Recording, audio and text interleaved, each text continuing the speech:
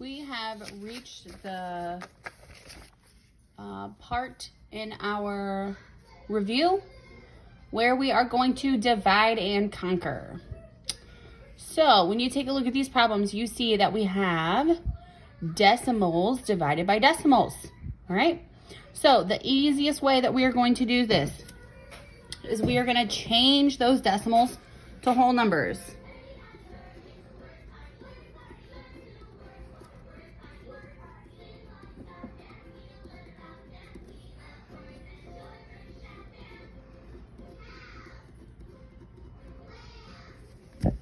Once we do that, then we're just going to do some long division.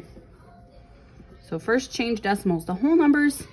Second step, long division. All right, so how do I change these decimals to whole numbers? The first thing I'm going to do is I'm going to write these as fractions. Remember, I've talked about this a couple times.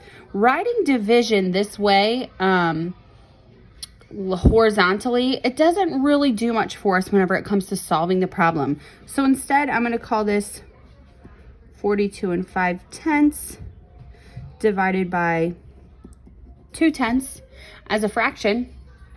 And so if I want to change them to whole numbers, since I'm in the tenths place, I can multiply the top by 10. I can multiply the bottom by 10. And so this becomes 425 divided by 2. And then here, I can just do the long division. Okay, so I'm going to set up this problem. 425 divided by 2. And I'll go ahead and do the long division with you on this one. So how many groups of 2 are there in 4? 2. Yes. Look, he's into my arm now. Oh, okay. Tell me in just a minute, okay? All right, with nothing left over, so then I'm going to bring down. How many groups of 2 and 2? Well, that's just 1. Again, with nothing left over, so I'm going to bring down. How many groups of 2 and 5? There are 2 without going over, which will give me 4. And this time I have 1 left over. So as you can see, I'm left with 1 down here. I have a remainder, but I have no more digits left. So what do I need to do here to solve this more precisely than just having a 1 left over? Yes, I add a 0, but I need something very important whenever I just add a 0. Yes, a decimal. I'm going to bring that decimal straight up. Bring this 0 right down. And there are 5 groups of 2 in 10 with nothing left over. So I'm finished. And my answer is 212 5/10. Okay, I want to do one more example with you guys, just in case you run into some problems where they do not have the same place value. You're not in the same place value on top and bottom. For example, you have 5 3/10 divided this time by 4 hundredths. Is that going to be a problem that we have tenths here and we have hundredths here? Can we still change these decimals to whole numbers? Absolutely. So we need to multiply by something a little bigger this time. This time I'm going to multiply the top and bottom by 100, right? I need this 4 hundredths to become just a 4.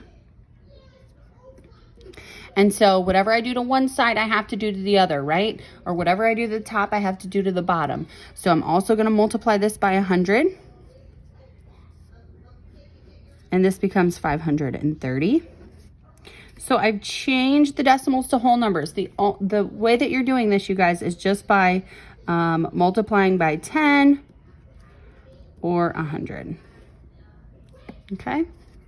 And then I'm going to do, of course, my long division. So this is a good page just to practice that long division and follow those steps. So I have, where should I start this? I guess right over here. 530 divided by 4. And I'm going to start with the first digit here. How many groups of 4 and 5? 1. With 1 left over. I'm going to bring down. How many groups of 4 and 13? 3.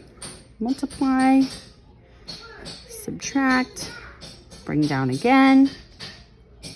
How many groups of 10, or how many groups of 4 and 10? Sorry about that. 2. So I have an 8. Oh, I knew I was going to run out of room. That's okay. Now I have 2 left over. And again, when you look down here, I have a remainder. I don't have any digits left. So I'm going to go ahead and add a decimal and bring that decimal up. And a 0. Bring down my 0. And we can see that there are, there's a 20 left over. How many groups of 4 and 20? That's just 5. And so I'm going to subtract again. Sorry, I'm running into the other problem, but hopefully you can see through that. With nothing left over, so I'm done. So my answer is 132 and 5/10. All right, so go ahead and finish this page. Just remember to change those decimals to whole numbers.